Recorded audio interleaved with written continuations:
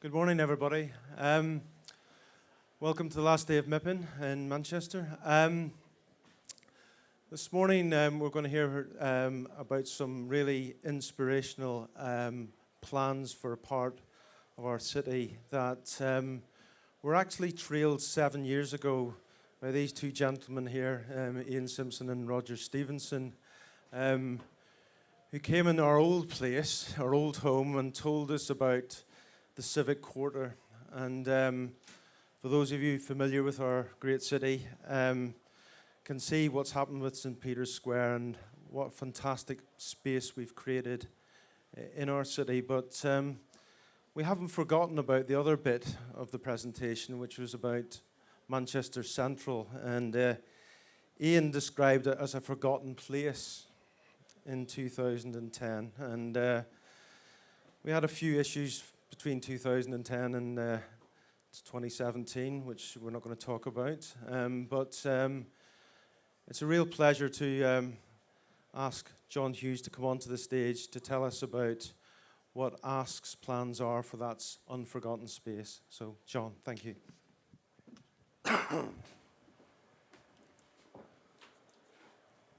Okay, thanks, Eddie, for that. Morning, everyone. Thanks for joining us this morning.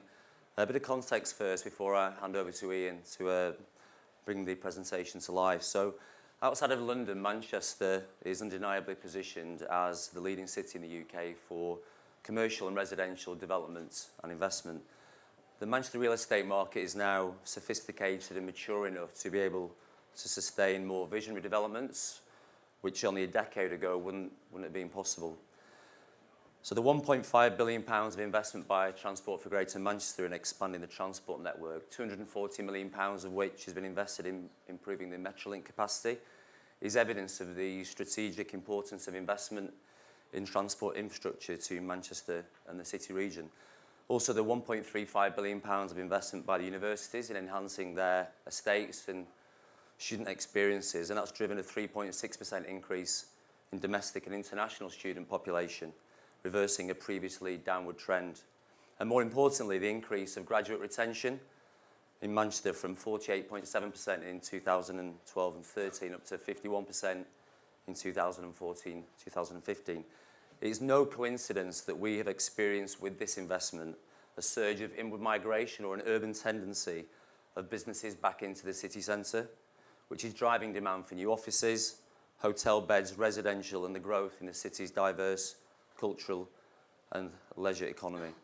These transformational factors mean we are now able to unlock previously hidden opportunities, ones which were ignored and viewed as too complicated. These are projects where developers need to be creative, show true vision to see something which isn't obviously there.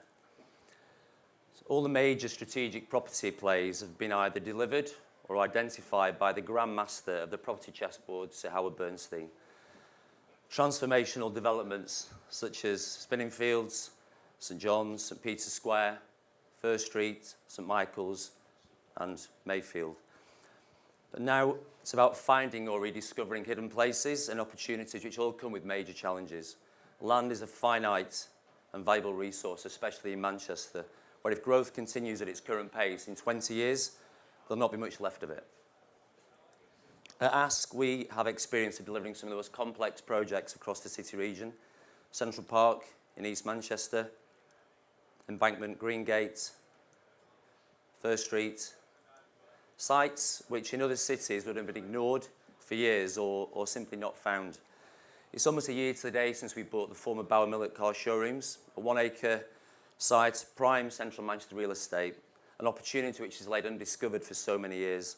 A site which is at the crossroads of so many important routes and connections across the city at a street and a viaduct level. No architect knows Manchester city centre better than Ian Simpson, and so it was to Ian that we turned to help us create a vision for this place that we had found and give it back to the city. There are 5 key influences immediately adjacent to our site: the Great Northern Warehouse, Castlefield Quay, the Beetham Tower, Deansgate Castlefield Metrolink Station and Manchester Central Convention Centre, some of Manchester's most iconic buildings and important transport hubs. We have been working tirelessly this past year to evolve a development which can bring this new place to life and to reconnect it with its surroundings, working with the City Council, Transport for Greater Manchester and Manchester Central, as well as taking historic England on a complex and difficult journey, looking beyond our own boundary and maximising the wider benefits which our development will bring. The new SRF has been consulted and endorsed, and we are now ready to submit a detailed planning application. I'm delighted to now hand over to Ian Simpson, who will share with you how we're going to transform this forgotten space. Thanks, Ian. Thanks, John. Thanks, John. Good morning, everybody. It's very exciting to be involved in a project that has come back to life again after so many years, and to actually see a scheme that's going to be realised. So, to me, it's about something that is deliverable and viable. We've called it Found Space. Don't know whether you can read that. It looks a bit, but it's to the east of Deansgate, and it's also directly east of MIPIM Tower. And it's a site that has lain forgotten because it's effectively, there's no access or permeability through it. It's a black hole in terms of east-west connectivity. And you can see that the red edges are those edges that are not, have no active frontage. Obviously, Great Northern is being addressed now.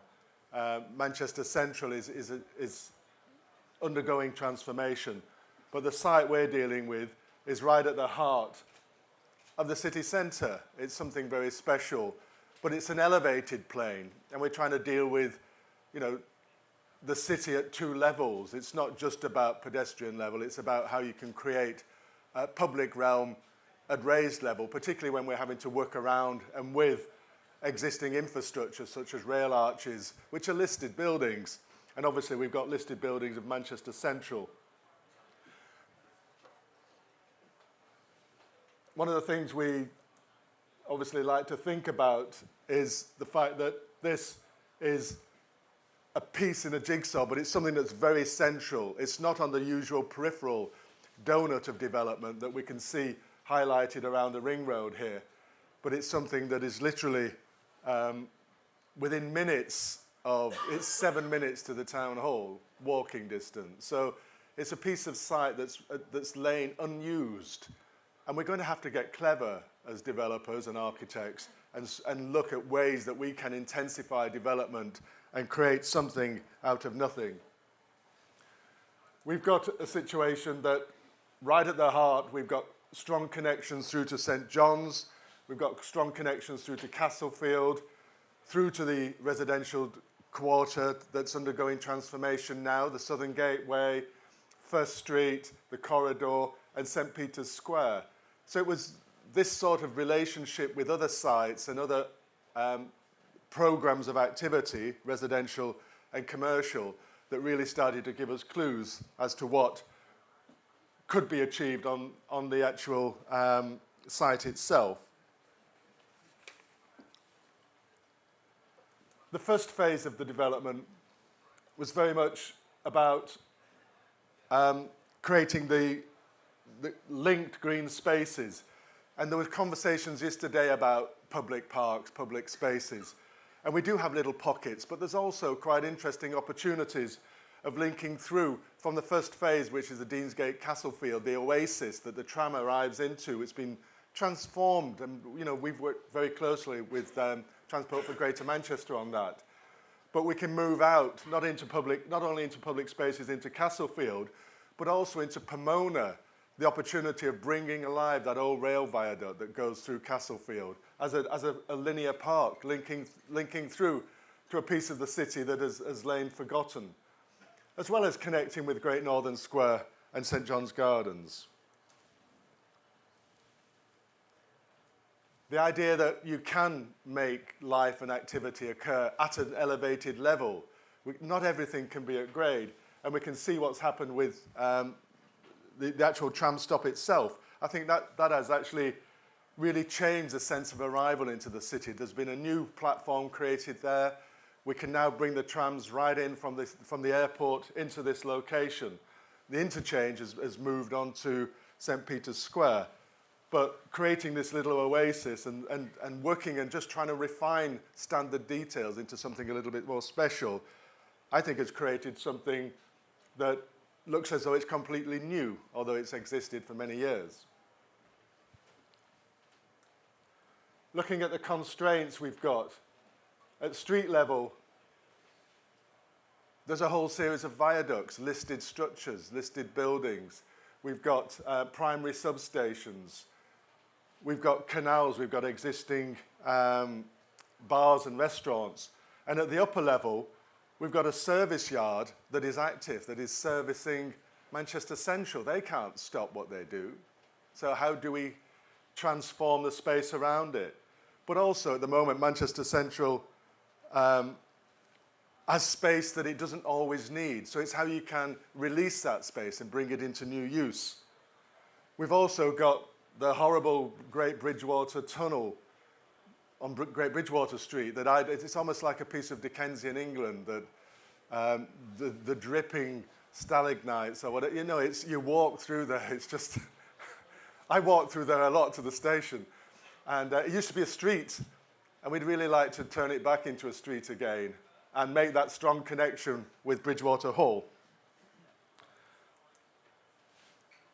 Some of the very simple diagrams that we talked about were obviously connectivity, linkages at both ground and upper level, but also linkages through to Water Street and through to First Street at the bottom here, and also linking through to Great Northern Square.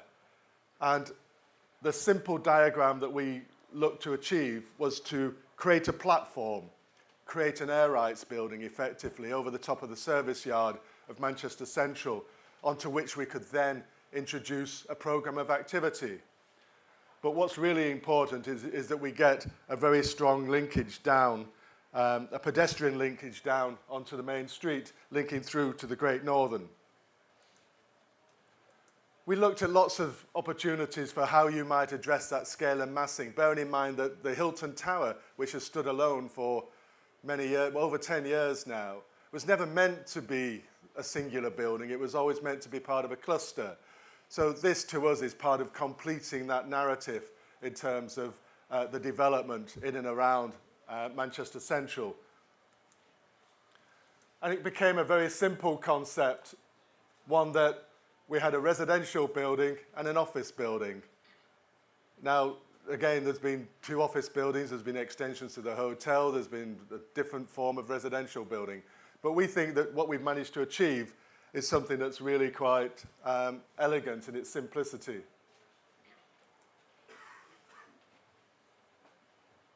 What we've been able to do is create something that has some visibility for St. Peter's Square, but also is a very strong marker along Watson Street.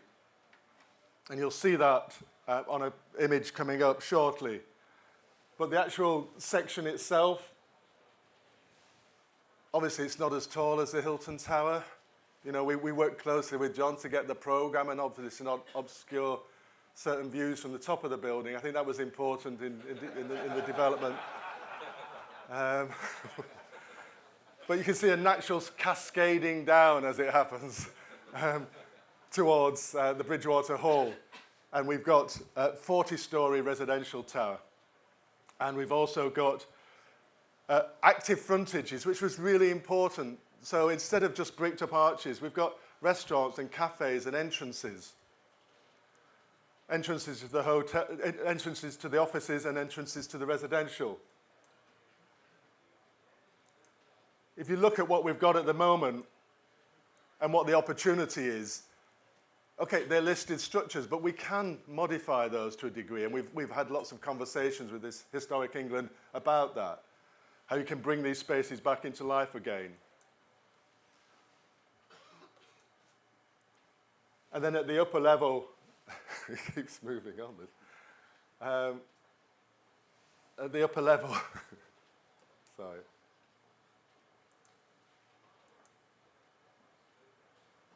Come on.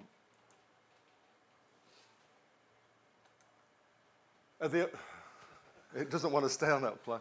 At the upper level, we've got an extension of Manchester Central, an extension of Deansgate Castlefield that runs through as a landscape space onto Watson Street. So what we see at the end of Watson Street at the moment is that. Obviously, there's lots of opportunities with the redevelopment of the Great Northern. But now we're going to have actually a singular marker, which will be the residential tower. And that also signifies the route up to the Deansgate Castlefield Metro link.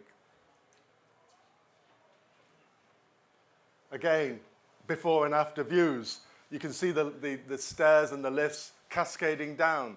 So what we've been able to achieve on Whitworth Street and Deansgate as a green wall and a beautiful staircase, which is really well used now, we're going to see that at the junction of Great Bridgewater Street and Watson Street.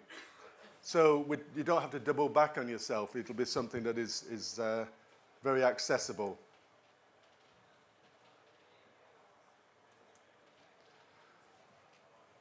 I'm just going to quickly run through these because you can see we've got office space that starts to build up. We've got a courtyard space, we've got residential, we've got amenity. But you can see, importantly, that public realm expanding through the oasis, passing through further into Watson Street. And again, it's important that the office has a strong visibility, particularly from St. Peter's Square. We want to make that connection with the civic quarter there and the developments, the commercial developments that have arisen here. So we've got a very strong entrance point. This building bridges over the Metro link, so it's quite ambitious in terms of what is possible and utilising every scrap of space that we can create on the site. This is what we're achieving, 370 apartments, 40-storey building, really beautiful apartments, elevated, views across the city, a really strong composition with the Beetham Tower, a 14-storey, 240,000 square foot net office space. So that's a big commercial building, 20,000 square foot floor plates with an Albion Street address. And we've been able to thread entrances under and over the existing Metrolink route. And that's been quite a challenge, but it's something that you can't just step away from. You've got to engage with. It's a piece of infrastructure that if it was in London, you wouldn't think twice about it. But because it's in Manchester, it's more challenging, obviously financially. But here, we're managing to achieve that. But importantly, it's about how people move through the city, how they move from those transport nodes of Deansgate Station and Deansgate Castlefield Metrolink. And you can move through from that elevated level and drop down. But also the opportunity of using those arches and viaducts as a new public park, which is something we want to explore much further. I think I've probably come more or less to the end of our presentation. I know we've only had 15 minutes, but there's an opportunity to see it in the wider context of the relatively modest developments going on here to the south of the city, where hopefully over the next 5 years there'll be 5,000 new homes that are being developed. A new residential neighbourhood. We've got Castlefield, we've got St. John's. This site just lends itself to further intensification and the composition with the Hilton, the towers that are already being developed on Whitworth Street. So to me, it's very much about a backdrop to the city core, but one that is literally 10 minutes walk away. So thank you very much for that.